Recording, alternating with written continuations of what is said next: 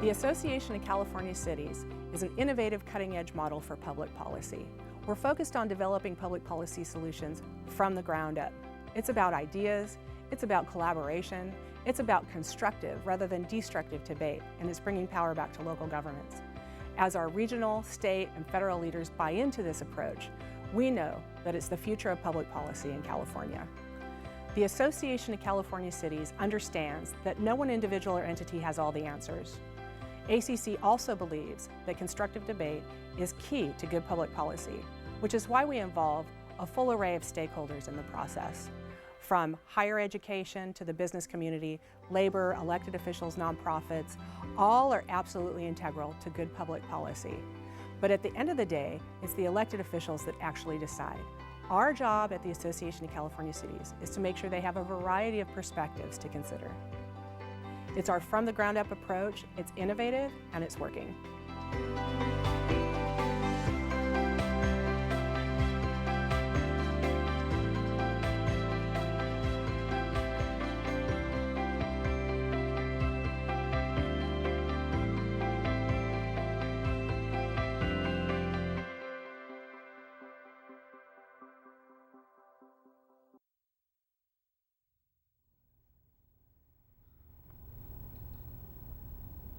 Welcome to Cox OC Connection. I'm Lacey Kelly and this is Civic Connection.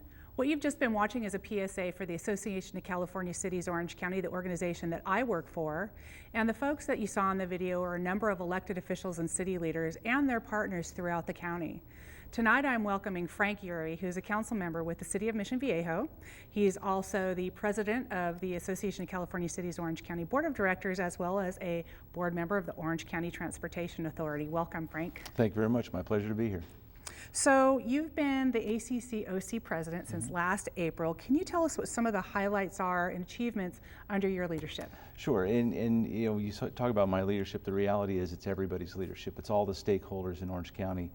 We've had a really good year, and as you mentioned in the video, we're trying to help create public policy from the ground up. And as I like to tell people, Orange County is larger than 20 states. 3.2 million people, we have a lot at stake. And what ACCOC does is it brings in all those different stakeholders and helps us create the policies that will advance Orange County and hopefully the state. Over the last year, we've had some great progress in several areas. We've done a lot of work on water policy. We've advocated for the water bond that we just voted on. Not only do we advocate for it, but we were actually able to put input into it, so the amount of above ground storage that was initially allocated, it's higher than it was. We've also been had a lot of the discussions regarding pension reform. In fact, ACCOC over the past several years has been at the forefront of the pension reform discussion. So that's another area of pride. But the key one for us, though, is, at least for me, is we have a committee structure that is very, very robust. They're not committees that last forever and talk about things that don't matter anymore. They come in, they create policies, and they create recommendations. And the good part is those recommendations are spread throughout the county so that if other cities or other agencies want to adopt them, they can. If not, they don't need to. But we're really trying to increase the discussion, the dialogue among the different agencies and cities. And what a lot of people may not know about Frank is that you're one of the original architects of the organization. So you helped design this, what we call from the ground up public policy model. It's been quite a journey. Yeah, it's been quite a journey. And you have 2 years left on the Mission Viejo City Council. So what do you have planned to accomplish in the next 24 months? Well, just a couple real main things. When you start finishing up your term in office, you kind of think about what the things you'd like to leave behind. The first one that I want to work on. Obviously, all the different city agencies are in their middle of their 2-year budget cycle, so want to make sure we keep our financial feet straight on the ground. But the second one, there's been a large discussion going on among the agencies in the counties, not just cities, for shared services. There's no reason, for instance, for every city to have its own animal control department or their own IT department. Sure. And there's a dialogue going on with that. I'd like to spend the next 2 years really facilitating a lot of those discussions, because if we can have that economies of scale, we can basically help deliver more value to the taxpayer while reducing the cost. So saving taxpayer dollars. that's one of the hobbies I'm going to work on the next couple of years. You're well known for that, that value, and you are also a board member for the Orange County Transportation Authority. You get to decide where millions, billions of dollars even go in the county.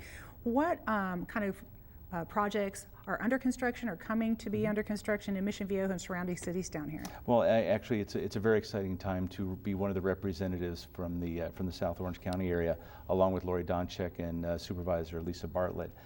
The two main projects that I'm keeping an eye on, aside from the regular things that we have in terms of road repairs that go on in the cities and traffic light synchronization and busing. If you drive south anymore between Vista Hermosa and Pico, you see a lot of construction going on. We're widening that area of the 5 freeway. So if you've ever had to drive down south on weekends and you just stop, well, hopefully in 18 to 24 months that'll be opening up and widening. And in 2 years, we're going to start basically an additional expansion of the El Toro Y, starting from just a little bit north of the Y, going down to Alicia Parkway. Between those two projects, you're looking at between $500 and $600 million that is going to be coming back to South County. And candidly, and when I talk to my colleagues and constituents, South County's been very patient, waiting for our part of the Measure M2 funds. We've seen the improvements in North County, Central County. It's South County's turn, and I'm really excited to see those two projects get going and wrapped up in the next couple of years. Fantastic. I know they're much needed. So shifting gears a little bit, you have been an advocate for water issues for a lot of time now, and the Santa Margarita Water District honored you for your, city ordinance to waive fees for drought-friendly things on private property, water efficient appliances, demolishing swimming pools, gray water systems. Tell us about that. How'd you get that done? Well, first off, I have good colleagues that I work with on the city council. We have a program like this we put in place 8 years ago, where anybody that did an improvement to either their home or their business, and they did something that would save energy, we would waive the inspection, the permit fees, and that created a fair amount. When you anywhere between 5 and 10% of the cost of these projects are the fees. So we put that in place. It's been very successful, and now we decided to double down with the water crisis that we're having.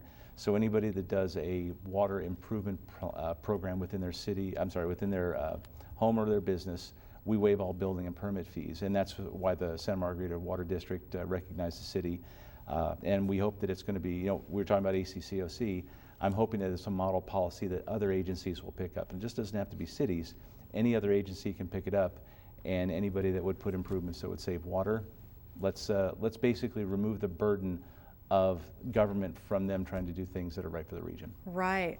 Very entrepreneurial. I'm not sure I've heard of that in any other city. So that's kind of your middle name, though, right? Okay, one other thing that I have recently learned about is the Mission Viejo 2015 Community Report. And in flipping through that, it's amazing. You have 8 community facilities in your city. You have 12 open areas and 30 parks. That's amazing. Are there any other additional things that you want to talk about Mission Viejo has for the residents? It's funny. We have a lot of the parks, and this is where most politicians would take credit for all of it. But the blunt reality is we do well in Mission Viejo because of those people who preceded me and the people that I currently serve with. So we've got some great programs in place.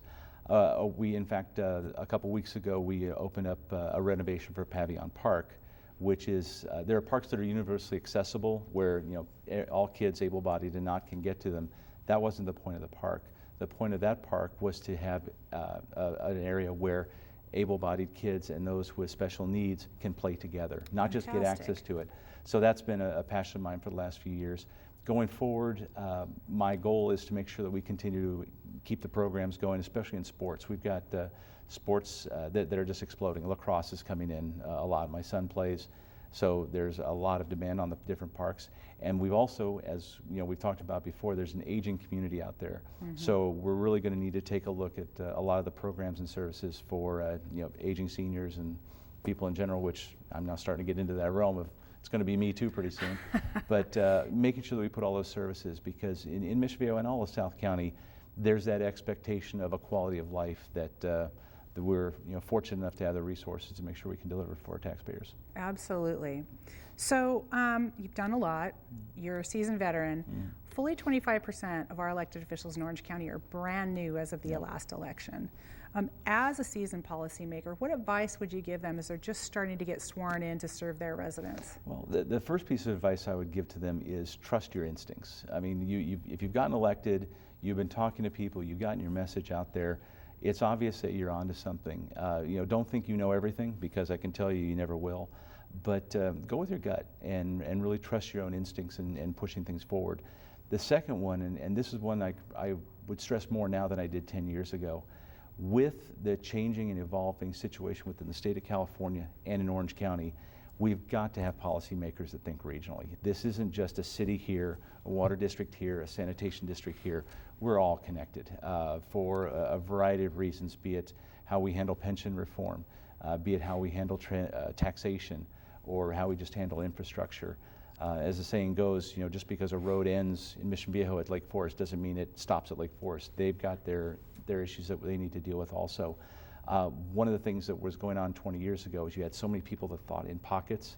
The new leader of today, they're really thinking regionally. And candidly, I know a lot of the people that have been elected. It's a normal progression as people roll off of councils and local governments. The group of people that are coming in, a very exciting group of people to work with, and I think they get it when you talk about thinking regionally. They're good players. That's great to hear. I'm sure the viewers love to hear that too. You've been highly involved in Sacramento on behalf of the association, OCTA, and also Mission Viejo. What progress do you see in 2015 that's focused on impacting local governments? Well, it's funny you say progress and impact. I think those are exactly the way to put it. Local government has really been under assault from Sacramento over the last 5 or 6 years. When a lot of folks may not realize, or they may, when the recession hit, Sacramento looked at cities and said, hey, here's our piggy bank. I think that one of the things we as leaders need to do, and that's another one of the reasons why ACCOC is so effective, we need to group together and make sure that we're having one voice when we talk to Sacramento saying, don't take this money from this agency, don't take this money for these purposes, because we do get so much of our money from them.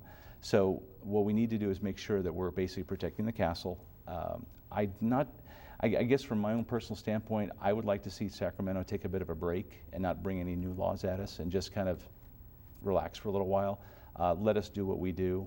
I think a lot of our constituents and a lot of the people watching, it'll be a very interesting budget cycle. So if you're interested in politics, kind of keep an eye on what your city councils and local governments are doing between April, May, June timeframe. Between that and what's coming out of Sacramento will basically set the tone for what's going on for the next couple of years. So I'll be spending a lot of time there, both for the city and for OCTA. It's going to be a very interesting time. Absolutely. Okay, we have just under a minute left. Maybe you could quickly tell me, you did a lot of work on Prop 1, the water bond, which passed on Election Day.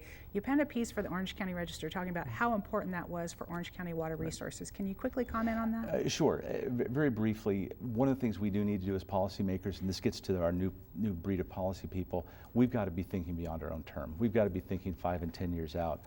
Candidly, South County, we sit on a rock. We can't drill down and get water. So we need to have a voice. Orange County needs to have a voice because we get so much of our water out externally. We need to make sure we're thinking regionally, and that's one of the things that, so even though most of the money will be spent up in Northern California, it's something that South County and actually all of Orange County needs to be aware of. Right. Okay, well, I want to thank you for your time tonight. I always enjoy visiting with you. Thanks for watching Cox OC Connection. We'll see you next time.